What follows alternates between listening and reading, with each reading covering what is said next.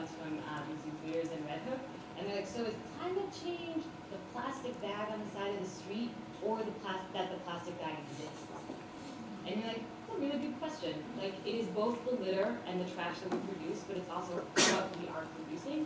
And so asking those questions and bringing that kind of perspective is just, you just have to fold it into the issue that you're doing, and it's the work to go forward. Great, thank you. Those are really, super answers. So now it looks like we have a few people waiting. I'm sorry, I didn't see who was there first, so I'm going to go. Ladies is up. All right, well, how about we go, to my right, to my left, and then to my right, and I think that's probably the time we're going to have. So, I wanted to ask the question, given that the city has the affordability crisis in housing, whether anyone's doing modeling on the Netherlands model, where, as I understand it, there is no private flood insurance. If there's a flood, it's paid for by the government. And given that we need the housing that's in these flood zones because we have no other place for low and moderate income to live, is the city looking at the costs and benefits of paying for the cost of flood insurance or having homeowners?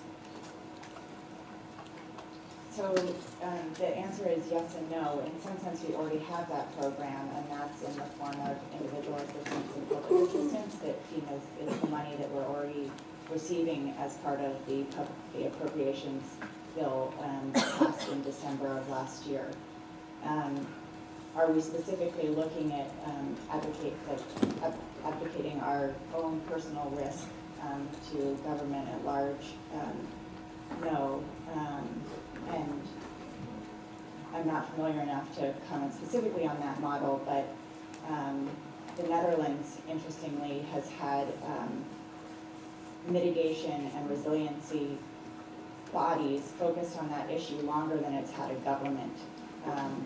And the awareness of flood issues and the building and focus on that issue has been real since the 1400s. That's lessons that we are taking, and we have a resilience plan with 257 initiatives that was developed at the end of the last mayor's term, and my office is responsible for implementing those, and we are very focused on some of the things that Jamie alluded to in terms of coastal resiliency, so really big fortifications along parts of our shore, as well as floodgates and the like. However, those will take 15 to 17 to 30 years to build. We're also advocating with FEMA to recognize solutions other than elevation. So we need partial mitigation opportunities.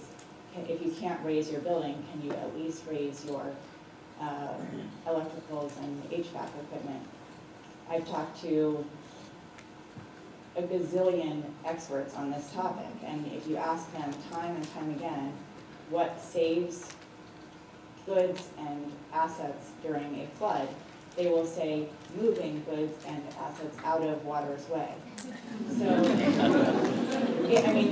everyone laughs, but there's a simple lesson there, and that's the tragedy of seeing all those cars that got flooded. If everyone had known to drive the car to higher ground, it wouldn't have been flooded. If you knew that, your electrical guitar that you haven't played in 20 years in the basement could have been on the second floor, it wouldn't have gotten wet and damaged. And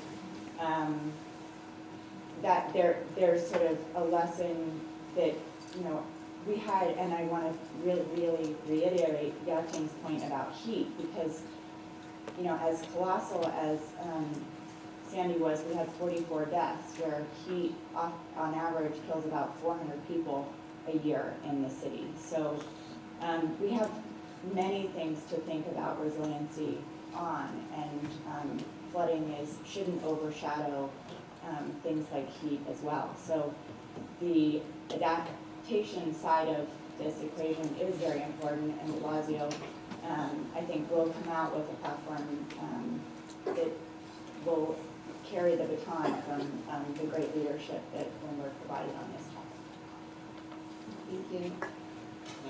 John Garrity with New York City Housing Preservation and Development. So I have two sort of quick comments / questions. And the first is I want to really commend everyone for the flood help in New York.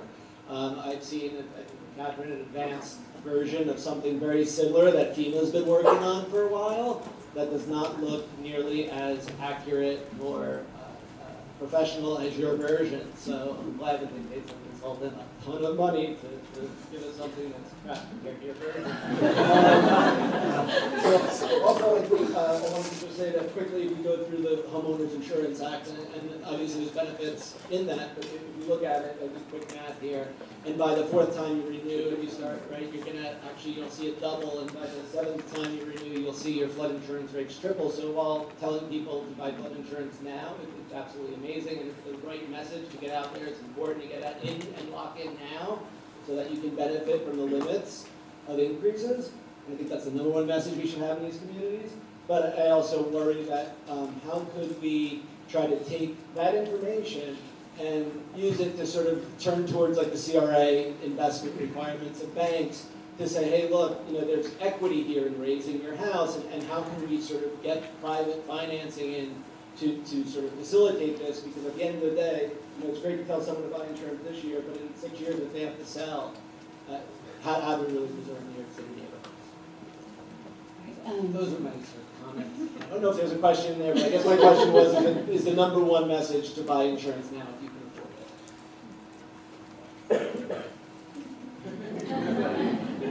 it? So there is a message that, most people have the vast majority of their personal equity in their home. And, to take prudent steps to protect that is the right thing to do. To the extent that you want to, there are different,